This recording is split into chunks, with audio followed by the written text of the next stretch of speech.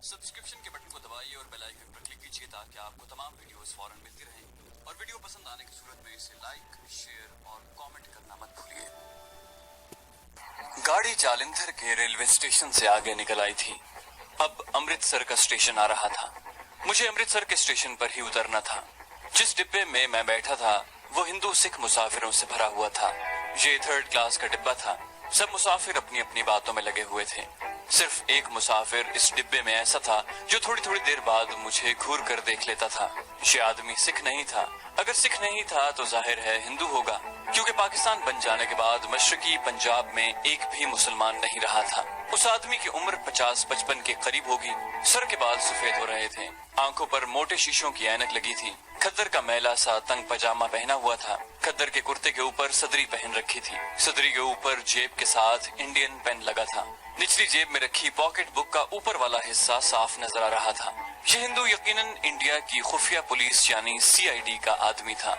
शायद वो दिल्ली से ट्रेन में मेरा पीछा कर रहा था, क्योंकि मुझे याद है जब जालंधर के स्टेशन पर गाड़ी रुकी थी तो मैं प्लेटफॉर्म वाली खिड़की से सर बाहर निकाले देख रहा था। इस आदमी को मैंने ट्रेन के एक डिब्बे से निकलकर अपने डिब्बे की तरफ आते देखा था। इसका साफ मतलब था कि वो दिल्ली से मेरे पीछे लगा हुआ था। मेरे पास बाकायदा पाकिस्तान का पासपोर्ट था और उस पर वीजा भी लगा हुआ था, मगर वीजा सिर्फ दिल्ली शहर का लगा था। मैं दिल्ली शहर से बाहर नहीं जा सकता था। मैंने कानून शिकनी की थी और दिल्ली शहर से ट्रेन में सवार होकर अमृतसर की तरफ चल पड़ा था। आखिर मैंने ये कानून शिकनी क्यों की थी? इसका जवाब मेरी जिंदगी की वो हैरत अंगेज जज्बा हुब्बुल वतनी और जज्बा गैरत में डूबी हुई सच्ची दास्तान है जो मैं आपको सुनाने चला हूँ। ये जमाना पाक भारत जंग 65 से 1 साल पहले का जमाना था। मशरकी पंजाब में खालिस्तान की तहरीक की वजह से भारत की हुकूमत ने पंजाब के शहरों का वीजा देना बंद कर रखा था। चुनाचे मैंने दिल्ली शहर का वीजा लगवा लिया। वजह दिल्ली शहर की दरगाहों और तारीखी मकामात की सैर सियाहत लिखी। दिल्ली में मेरे वालिद साहब के एक दोस्त सिंगर मशीनों की मरम्मत का काम करते थे। मैं सीधा उनके पास पहुंचा। भारतीय बॉर्डर की चेक पोस्ट वालों को मैंने वालिद के उस दोस्त का नाम और एड्रेस गलत लिखवाया था। उसकी वजह ये थी कि मैं दिल्ली की सैर सियाहत के लिए भारत में दाखिल नहीं हुआ था। मेरा एक खास मिशन था और मुझे दिल्ली से बगैर वीजे के अमृतसर जाना था। और ये भी नहीं मालूम था कि मुझे कितने दिन कितने महीने गैर कानूनी तौर पर इंडिया में रहना होगा। मेरा मिशन एक मुकद्दस मिशन था। ये मिशन क्या था ये आपको आगे चलकर खुद ब खुद मालूम हो जाएगा। मैं नहीं चाहता था मेरे वक्त मुकर्रा पर भारत से पाकिस्तान वापस न जाने की सूरत में पुलिस मेरे वालिद के दोस्त को गिरफ्तार करे या उन्हें तंग करे। मेरे वालिद साहब के उस दोस्त का नाम जहीरुद्दीन था और चांदनी चौक में उसकी एक छोटी सी दुकान थी जहां वो सिलाई मशीनों की मुरम्मत का काम करते थे। उसको मैंने बिल्कुल न बताया कि मैं असल में किस मिशन के लिए भारत आया हूँ। उसे बताने की जरूरत भी नहीं थी। उस शरीफ आदमी के पास मैं 2 दिन रहा और पंजाब और इंडिया के बारे में काफी मालूमात हासिल करता रहा, क्योंकि इससे पहले मैंने अमृतसर, वीर का बटाला और गुरदासपुर के सिवा इंडिया का कोई इलाका कभी नहीं देखा था। जब पाकिस्तान बना था तो उस वक्त मेरी उम्र यही कोई 12-13 बरस होगी और मैं अपने कस्बे मुजेठ के एक हाई स्कूल में पढ़ रहा था। मेरी वालिदा की वफात हो चुकी थी। मेरी सिर्फ एक छोटी बहन थी। वालिद साहब ने दूसरी शादी नहीं की थी। उन्होंने हम दोनों बहन भाइयों को पढ़ा लिखा कर इस काबिल बनाया और हमें बाप के साथ साथ वालिदा की भी शफकत अता करना अपनी जिंदगी का मकसद बना लिया था। जब पाकिस्तान बन गया और मशरकी पाकिस्तान में मुसलमानों का कत्लेआम शुरू हो गया तो हम भी एक काफिले में शामिल होकर मुजेठ से निकल पड़े। पाकिस्तान पहुंचने से पहले हम पर क्या बीती ये मेरी सच्ची दास्तान की असल बुनियाद है, जो मैं आपको जरा आगे चलकर बताऊंगा। अभी मैं सिर्फ ये बताना चाहूंगा कि पाकिस्तान आने के बाद मैं दोबारा कभी इंडिया नहीं गया था। अब मैं वापस अपने वालिद साहब के दोस्त जहीरुद्दीन के पास आता हूँ, जिससे मैंने रेलगाड़ियों के औकात वगैरह के बारे में मालूम किया। मेरे पास इतनी ही इंडियन करेंसी थी जितनी करेंसी की कानूनी तौर पर मुझे इजाजत थी। मेरा मिशन ऐसा था कि मुझे दिल्ली से निकलने के बाद अपनी तमाम जरूरियात जायज और नाजायज तरीकों से ही खुद पूरी करनी थी। उस वक्त मैं 24-25 साल का सेहतमंद भरपूर जवान था। मैंने जानबूझकर शलवार कमीज नहीं पहनी थी, क्योंकि ये उस जमाने में भी मुसलमानों का लिबास समझा जाता था, अगरचे अभी ये हमारा कौमी लिबास नहीं बना था। मैं लाहौर से ही पुरानी मगर मजबूत कपड़े की बनी हुई विलायती जीन्स टाइप की पतलून और उसी रंग की मुटियाली सी जैकेट पहनकर चला था। पाँव में जॉगर शूज पहन रखे थे। دلی میں آ کر میں نے دیکھا کہ وہاں بھی نوجوانوں میں اس قسم کا ہپی ٹائپ کا رف ٹف لباس بڑا مقبول تھا۔ اس لباس سے یہ بالکل نہیں پتہ چلتا تھا کہ یہ آدمی مسلمان ہے یا ہندو۔ ظہیر الدین کے گھر میں 2 دن رہنے کے بعد میں نے ایک روز انہیں کہا کہ میں جامع مسجد دیکھنے جا رہا ہوں۔ وہاں سے میں سیدھا دلی کے ریلوے اسٹیشن پر آ گیا۔ میں نے پہلے سے معلوم کر لیا تھا کہ امرتسر جالندھر کی طرف گاڑی کس وقت چلتی ہے۔ میں نے اسٹیشن پر آ کر امرتسر کا ٹکٹ لیا اور پلیٹ فارم پر آ کر بیٹھ گیا۔ جب گاڑی پلیٹ فارم پر لگی تو میں بھی دوسرے مسافروں کے ساتھ 3rd کلاس کے ایک ڈبے میں بیٹھ گیا۔ یہ موسم ایسا تھا جس کو ہمارے پنجاب میں خوش بہار کا موسم کہتے ہیں، یعنی مارچ کے مہینے کا موسم۔ میں پاکستان میں ہی تھا تو 1-2 بارشیں بھی ہو گئی تھیں جس سے موسم میں خنکی آ گئی تھی۔ دلی میں بھی موسم خوشگوار تھا۔ گاڑی امرتسر کی طرف چل پڑی۔ دلی کے بارے میں نے سنا تھا اور اسکول کی کتابوں میں پڑھا بھی تھا کہ وہاں مسلمان بادشاہوں نے کئی سال تک حکومت کی ہے اور وہاں مسلمانوں کی بڑی یادگار عمارتیں، محل اور قلعے ہیں، مگر میں نے سوائے جامع مسجد کے اور کچھ نہ دیکھا۔ میرا مشن ایسا تھا کہ میرا دھیان اپنے آباء و اجداد کی تاریخی عمارتوں کی طرف جا ہی نہیں سکتا تھا۔ جامع مسجد میں بھی میں ایک دن نماز پڑھنے چلا گیا تھا۔ میں کوئی نمازی پرہیزگار نوجوان نہیں تھا، پاکستان میں بھی کبھی کبھار ہی نماز پڑھ لیتا تھا، مگر دلی کی جامع مسجد میں خدا کے حضور سجدہ ریز ہو کر اپنے مشن کی کامیابی کے لیے ضرور دعا مانگنا چاہتا تھا۔ جب وہاں گیا تو نماز کا وقت ہو گیا تھا۔ نمازی وقت سے پہلے موجود تھے۔ میں بھی وضو کر کے ان کے پیچھے بیٹھ گیا۔ نماز کے بعد ہاتھ پھیلا کر آنکھیں بند کر کے اللہ کے حضور گڑ گڑا کر دعا مانگی کہ وہ مجھے میرے مشن میں کامیاب کرے اور مجھے اتنی توفیق دے کہ میں اپنے مرحوم باپ کی روح کو سکون پہنچا سکوں۔ میں جامع مسجد کی عظمت اور شان و شوکت دیکھ کر حیران ضرور ہوا تھا اور سوچنے لگا تھا کہ اتنی عظیم الشان مسجد بنانے والے مسلمان اسے ہندوؤں کے رحم و کرم پر چھوڑ کر کیوں چلے گئے، کیونکہ میں نے دلی میں دیکھا تھا کہ مسلمانوں کی حالت ہندوؤں کے مقابلے میں اتنی اچھی نہیں تھی۔ گاڑی امرتسر کی طرف دوڑی چلی جا رہی تھی۔ ایکسپریس ٹرین تھی، اس کا نام مجھے یاد نہیں رہا۔ اس کی رفتار کافی تیز تھی اور وہ چھوٹے چھوٹے اسٹیشن چھوڑتی جا رہی تھی۔ پاکستانی پاسپورٹ میری جیب میں تھا اور اس پر صرف دلی کا ویزا لگا ہوا تھا۔ اگر پولیس کا کوئی آدمی میری چیکنگ کرتا تو مجھے گرفتار کر سکتا تھا، کیونکہ میں ویزے کے بغیر مشرقی پنجاب کے شہروں کی طرف جا رہا تھا۔ کئی بڑے شہروں کے اسٹیشن آئے، گاڑی وہاں تھوڑی دیر کے لیے رکتی اور پھر آگے روانہ ہو جاتی۔ اس طرح سفر کرتے کرتے گاڑی پنجاب میں داخل ہو گئی۔ لدھیانہ آیا اور گزر گیا، پھر جالندھر کے اسٹیشن پر گاڑی رکی۔ مجھے دلی سے چلتے وقت ہی اس بات کا دھڑکا لگا تھا کہ کہیں کوئی خفیہ پولیس کا آدمی میرے پیچھے نہ لگا ہو۔ جالندھر سکھوں کا شہر تھا۔ پلیٹ فارم پر تقریباً سبھی سکھ ہی سکھ نظر آئے۔ میں کھڑکی کے ساتھ بیٹھا باہر دیکھ رہا تھا۔ میں نے ایک ادھیڑ عمر ہندو کو دیکھا کہ پچھلے کسی ڈبے سے نکلا اور ہمارے ڈبے میں داخل ہو گیا۔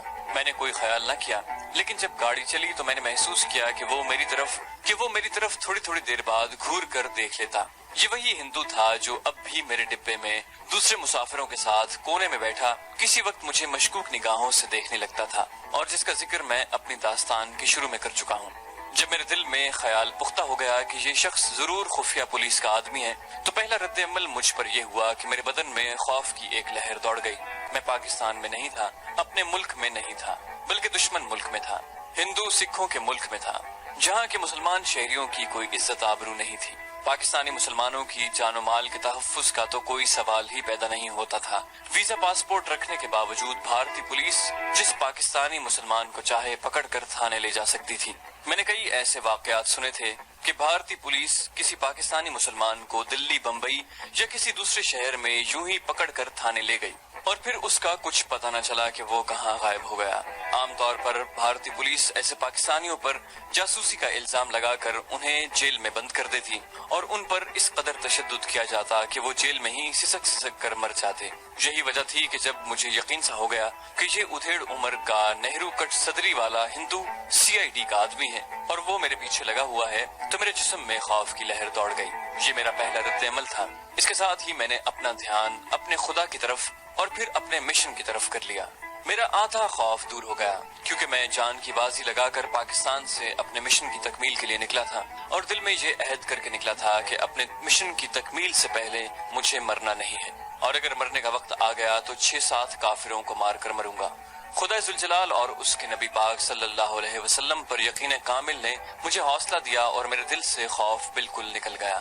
اب میں اس خفیہ پولیس والے ہندو سے بچ نکلنے کی ترکیبوں پر غور کرنے لگا۔ اتنا مجھے معلوم تھا کہ یہ شخص اچانک مجھے نہیں پکڑے گا، کیونکہ ایسا وہ جب چاہے کر سکتا تھا۔ اس کا اپنا ملک تھا، اپنی حکومت اور اس کی اپنی پولیس تھی جو ٹرین کے ساتھ بھی سفر کر رہی تھی۔ اس کے اپنے ہندو سکھ لوگ تھے۔ اگر وہ مجھے پکڑ کر صرف یہ اعلان کر دے کہ میں پولیس کا آدمی ہوں اور یہ لڑکا پاکستان کا جاسوس ہے تو ڈبے کے سارے مسافر نہ صرف یہ کہ اس کے ساتھ ہو جائیں گے بلکہ مجھ پر حملہ بھی کر دیں گے، لیکن ابھی تک اس نے مجھ پر ہاتھ نہیں ڈالا تھا۔ اصل میں وہ میری نگرانی کر رہا تھا اور یہ معلوم کرنا چاہتا تھا کہ میں ویزے کے بغیر امرتسر کی طرف کہاں جا رہا ہوں، کس سے ملنے جا رہا ہوں اور میرے ساتھی جاسوس کہاں کہاں پر ہیں۔ وہ یہ بھی نہیں چاہتا تھا کہ مجھے اس پر خفیہ پولیس کے آدمی ہونے کا ذرا سا بھی شک ہو، مگر اس کی بار بار میری طرف گھور گھور کر دیکھنے سے مجھے نہ صرف اس پر شک ہوا تھا بلکہ یقین ہو گیا تھا کہ یہ CID کا آدمی ہے، جو بعد میں سچ ثابت ہوا۔ اس وقت دن ڈھل رہا تھا۔ گاڑی کی دونوں جانب دور دور تک پھیلے ہوئے کھیتوں میں دن کی روشنی ماند پڑتی جا رہی تھی۔ گاڑی ایک چھوٹے سے اسٹیشن پر سے تیزی سے گزر رہی تھی۔ میں نے سر باہر نکال کر دیکھا۔ پلیٹ فارم کے آخر میں ایک تختے پر ہندی میں کسی اسٹیشن کا نام لکھا ہوا تھا جو میری سمجھ میں نہ آیا۔ میں نے اپنے ساتھ بیٹھے ہوئے ایک سکھ مسافر سے پوچھا کہ یہ کون سا اسٹیشن گزرا ہے تو اس نے کہا مانا والا۔ میں سنبھل کر بیٹھ گیا کیونکہ اس کا مطلب تھا کہ امرتسر کا اسٹیشن آنے ہی والا ہے۔ 12 سال پہلے جب میں ضلع امرتسر کے قصبے مجیٹھے کے ہائی اسکول میں پڑھا کرتا تھا تو ہم اسکول کے لڑکے آ کر سیر کرنے گاڑی میں بیٹھ کر مانا والے آ جایا کرتے تھے۔ تب اسٹیشن کا نام اردو میں لکھا ہوتا تھا، اب یہ نام ہندی میں لکھا ہوا تھا، اردو کا نام ہٹا دیا گیا تھا۔ یہ بھی ایک تبدیلی میں نے محسوس کی۔ دوسری تبدیلی میں نے یہ دیکھی کہ جالندھر سے لے کر مانا والے تک راستے میں دونوں جانب جو دیہات کھیتوں میں دکھائی دیے ان میں کسی جگہ کوئی مسجد نظر نہ آئی، ورنہ پہلے ان دیہاتوں میں کسی نہ کسی جگہ درختوں میں کسی نہ کسی مسجد کے مینار ضرور نظر آیا کرتے تھے۔ یہ سکھوں کے دیہات تھے اور پاکستان بن جانے کے بعد انہوں نے مسجدوں کو مسمار کر دیا تھا۔ کئی جگہ ان مسجدوں کو گرا کر گردواروں یا مندروں میں تبدیل کر دیا گیا تھا۔ گاڑی مانا والا کے اسٹیشن سے کافی آگے نکل گئی تھی۔ اب مجھے علاقہ اپنا جانا پہچانا لگنے لگا تھا۔ ایک پھاٹک آ کر گزر گیا، اس کے ساتھ ہی آموں کا ایک گھنا باغ آیا جس کے گرد 4 دیواری کھینچی ہوئی تھی۔ میں نے یہ باغ پہچان لیا، اسے سرداروں کا باغ کہتے تھے اور یہاں گرمیوں کے موسم میں ہم اسکول کے لڑکوں کے ساتھ آم توڑنے آیا کرتے تھے۔ ہم باغ کی دیوار پر چڑھ کر آم توڑتے اور راکھے کے آنے سے پہلے آم توڑ کر چھلانگیں لگا کر بھاگ جایا کرتے تھے۔ اس کے بعد وہ ریلوے لائن آ گئی جو امرتسر کے امرودوں کے باغ کے پہلو سے ہوتی ہوئی ہمارے گاؤں مجیٹ کی طرف جاتی تھی۔ اس ریلوے لائن کو دیکھ کر میں اداس ہو گیا۔ میں کئی بار اپنے والد اور چھوٹی بہن کے ساتھ ٹرین میں بیٹھ کر اس لائن پر سے گزرا تھا۔ یہ ریلوے لائن آم اور امرود کے باغوں کی طرح ویسی کی ویسی تھی۔ اب ٹرین امرتسر شہر میں داخل ہو چکی تھی۔ اس کی ایک جانب شریف پورہ تھا جو پاکستان بننے سے پہلے مسلمانوں کا گڑھ تھا اور دوسری طرف کمپنی باغ شروع ہو گیا تھا۔ ڈنڈا پولیس کا پھاٹک بھی گزر گیا تھا۔ تھوڑی دیر بعد ٹرین امرتسر کے اسٹیشن میں داخل ہو گئی۔ ہندو سکھ مسافر اپنا اپنا سامان سمیٹ رہے تھے۔ میں نے آنکھ بچا کر خفیہ پولیس والے کی طرف دیکھا، وہ بھی میری طرف دیکھ رہا تھا۔ وہ اپنی سیٹ پر بڑے سکون سے بیٹھا سگریٹ پی رہا تھا اور اس نے نگاہ مجھ پر رکھی ہوئی تھی۔ میں نے سوچا کہ اس مصیبت سے کیسے بچا جائے۔ مجھے یہ خطرہ بھی تھا کہ ہو سکتا ہے کہ یہ امرتسر اسٹیشن کے پلیٹ فارم پر اترتے ہی مجھے پکڑ کر پولیس کے حوالے کر دے۔ گاڑی پلیٹ فارم پر رینگتی ہوئی رک گئی۔ میں نے پلیٹ فارم پر 3-4 سکھ پولیس کانسٹیبلوں کو دیکھا تو ایک بار پھر جسم میں خوف کی لہر دوڑ گئی۔ گاڑی جہاں آ کر ختم ہو جاتی تھی جس کی وجہ سے سارے کے سارے مسافر ٹرین سے باہر نکل رہے تھے اور کافی شور شرابہ مچ گیا تھا۔ میں بھی اس ہجوم میں ڈبے سے اتر گیا۔ میں نے پہلے ہی دل میں سوچ لیا تھا کہ پلیٹ فارم کے گیٹ سے باہر نہیں نکلوں گا۔ ہر ڈبے کے باہر مسافروں کا کافی رش تھا۔ ایک قلی سر پر بہت سا سامان اٹھائے میرے آگے آگے چل رہا تھا۔ میں تیزی سے اس کے پہلو سے ہو کر اگلے ڈبے کے مسافروں میں گھس گیا اور وہاں سے دوسرے ڈبے کے دروازے میں سے گزر کر ڈبے کے اندر چلا گیا جو تقریباً خالی تھا۔ اس کے دوسرے دروازے میں جلدی سے لٹک کر نیچے ریلوے لائن پر اتر گیا۔ میں نے تیز تیز چلنا شروع کر دیا تھا۔ جہاں لائن کے ساتھ ساتھ لوہے کا جنگلہ لگا ہوا تھا، ایک جگہ جنگلے کا ایک پائپ اکھڑا ہوا تھا۔ کچھ مسافر اس میں سے گزر کر سامنے والے پلیٹ فارم کی طرف جا رہے تھے۔ میں بھی ان کے ساتھ سامنے والے پلیٹ فارم پر نکل گیا اور وہاں سے دوسری جانب جہاں ریل کی پٹریوں کا جال بچھا ہوا تھا اتر گیا۔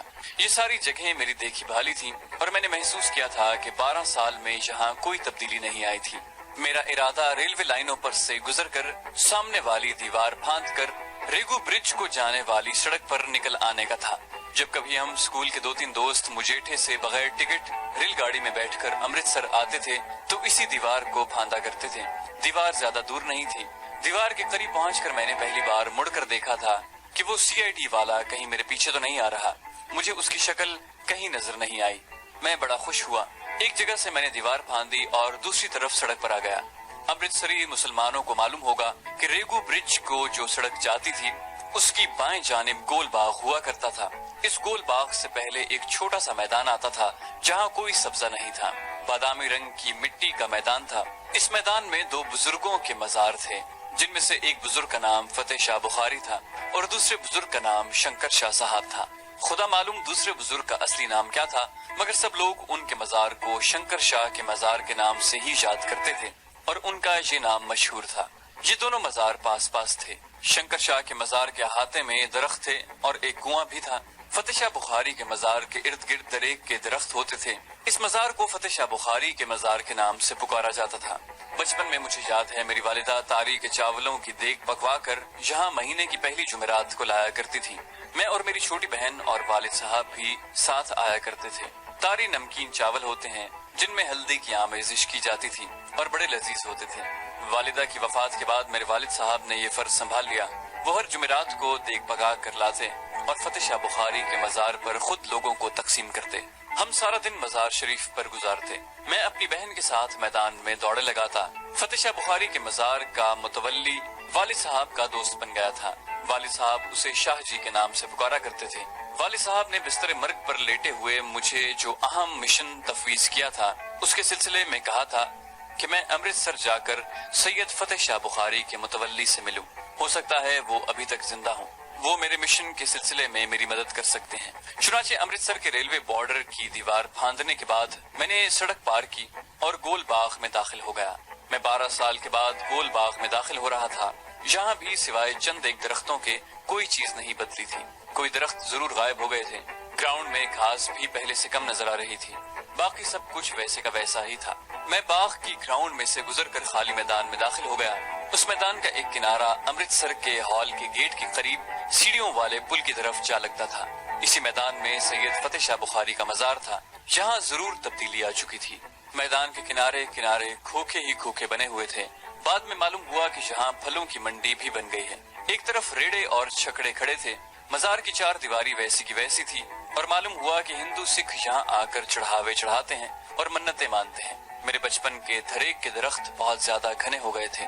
مزار کے چھوٹے سے دروازے پر اسی طرح چمکدار جھالروں والا سہرا لٹک رہا تھا اور فضا میں اگربتیوں کی خوشبو رچی ہوئی تھی. شام کی سیاہی آہستہ آہستہ آسمان کو اپنی لپیٹ میں لے رہی تھی اور مزار کے اندر مٹی کے کچھ دیے بھی جل رہے تھے اور دروازے کے اوپر والا بلب روشن ہو گیا تھا.